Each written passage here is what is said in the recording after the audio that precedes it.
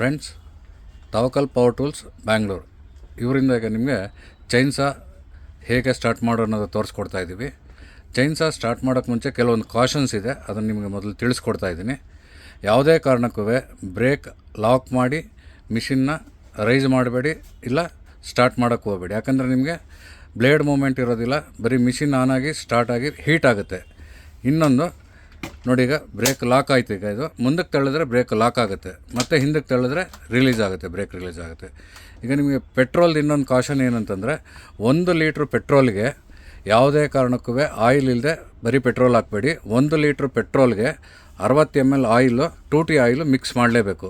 ಇದು ಏನಕ್ಕೆ ಅಂತಂದರೆ ಲೂಬ್ರಿಕೇಷನ್ ಆಗುತ್ತೆ. ಲೂಬ್ರಿಕೇಷನ್ಗೋಸ್ಕರ 100% ನೀವು 1 ಲೀಟ್ರ್ ಪೆಟ್ರೋಲ್ಗೆ 60 ml ಆಯಿಲ್ ಹಾಕಬೇಕು. ಈಗ ನಿಮಗೆ ತೋರಿಸೋದಕ್ಕೋಸ್ಕರ ಕಡಿಮೆ ಪ್ರಮಾಣದ ಪೆಟ್ರೋಲ್ ಹಾಕಿ ತೋರಿಸ್ತಾ ಇದ್ವಿ ಹೆಂಗೆ ಸ್ಟಾರ್ಟ್ ಮಾಡೋದಂತ. ನೀವು ಹಾಕುವಾಗ ಫುಲ್ ಟ್ಯಾಂಕ್ ಮಾಡ್ಕೊಳ್ಳಿ.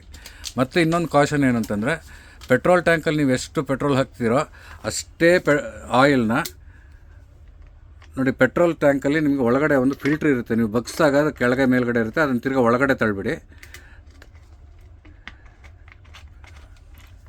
ಪೆಟ್ರೋಲ್ ಟ್ಯಾಂಕಲ್ಲಿ ನೀವು ಎಷ್ಟು ಪೆಟ್ರೋಲ್ ಹಾಕಿದ್ದೀರೋ ಮುಂದೆ ಆಯಿಲ್ ಟ್ಯಾಂಕ್ ಇದೆ ನೋಡಿ. ಇದು ಆಯಿಲ್ ಟ್ಯಾಂಕು. ರಿಮೂವ್ ಮಾಡಿ ಕ್ಯಾಪ್ ನೋಡಿ, ರಿಮೂವ್ ಮಾಡಿ ತೋರಿಸ್ತಾ ಇದ್ದಾರೆ.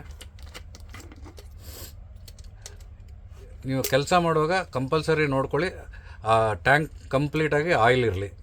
ಪ್ರತಿ ಸತಿ ನೀವು ಪೆಟ್ರೋಲ್ ತುಂಬುವಾಗಲೂ ಆಯಿಲು ನೋಡಿಕೊಂಡು ಫಿಲ್ ಮಾಡ್ಕೊಳ್ಳಿ. ಮತ್ತು ಹೊಸ ಮಿಷಿನ್ ನೀವು ಸ್ಟಾರ್ಟ್ ಮಾಡುವಾಗ ಏನು ಮಾಡಬೇಕು ಅಂತಂದರೆ, 1 ಟ್ಯಾಂಕು ಇಲ್ಲ 2 ಟ್ಯಾಂಕು ಪೆಟ್ರೋಲ್ನ ಕೂಲಿಂಗ್ ಬಿಡಿ. ಕೂಲಿಂಗ್ ಬಿಡೋ ಕಾರಣ ಏನಂತಂದರೆ, ಇಂಜಿನ್ ಸೀಟಿಂಗ್ ಆಗಬೇಕು.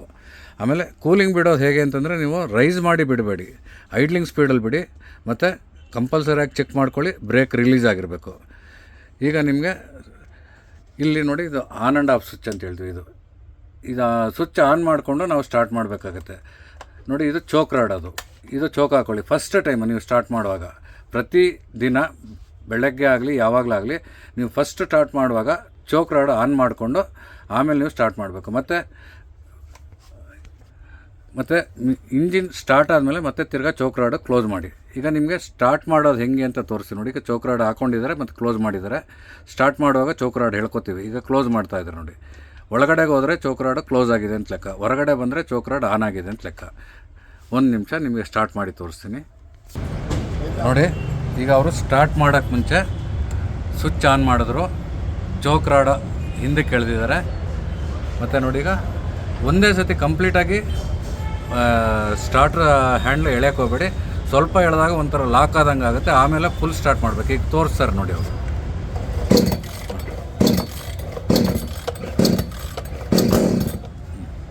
ನೋಡಿ, ಈಗ ಚೋಕ್ ಆಫ್ ಮಾಡಿದ್ರು.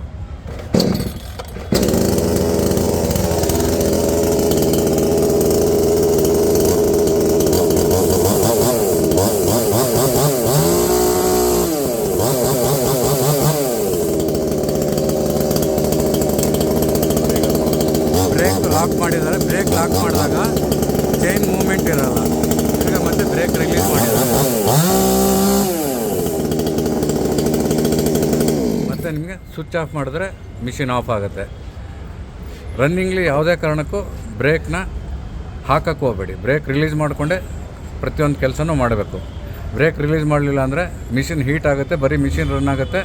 ಬೇರೆ ಒಳಗಡೆ ಇರೋ ಪಿಸ್ಟನ್ನು ಮತ್ತು ಬೋರ್ಗೆಲ್ಲ ಸ್ವಲ್ಪ ಏಟಾಗೋ ಚಾನ್ಸಸ್ ಇರುತ್ತೆ. ಆ ಕಾರಣಕ್ಕೆ ನಿಮ್ಗೆ ಇನ್ನೊಂದು ಸತಿ ಹೇಳ್ತಾ ಇದ್ದೀನಿ, ಮಿಷಿನ್ ಆನ್ ಮಾಡಿದಾಗ ಖಂಡಿತವಾಗಿ ನೋಡ್ಕೊಳ್ಳಿ ಬ್ರೇಕು ರಿಲೀಸ್ ಆಗಿದೆಯಾ ಅಂತ. ಮತ್ತು ಕೂಲಿಂಗ್ ಬಿಡುವಾಗ ಬ್ರೇಕ್ ರಿಲೀಸ್ ಮಾಡಿ ಐಡ್ಲಿಂಗ್ ಸ್ಪೀಡಲ್ಲಿ 1 ಟ್ಯಾಂಕು ಇಲ್ಲ 2 ಟ್ಯಾಂಕ್ ಪೆಟ್ರೋಲ್ನ ಕೂಲಿಂಗ್ ಬಿಡಿ. Thank you friends.